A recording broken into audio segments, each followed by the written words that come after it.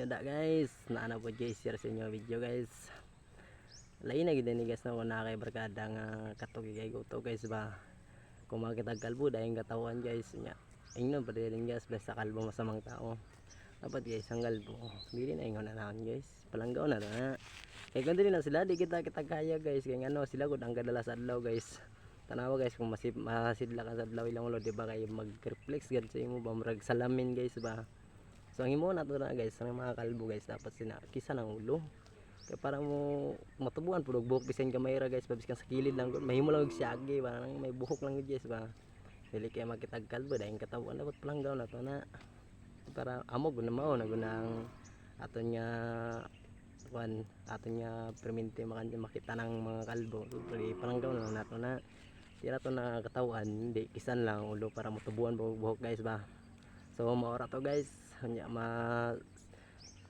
share nyo lang akong video guys, ma-like and follow lang guys and share.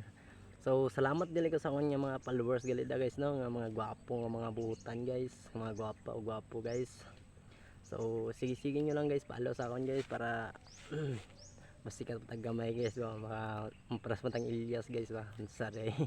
Unsare mo guys. So mora to guys, salamat sa inyo guys sa mga followers guys.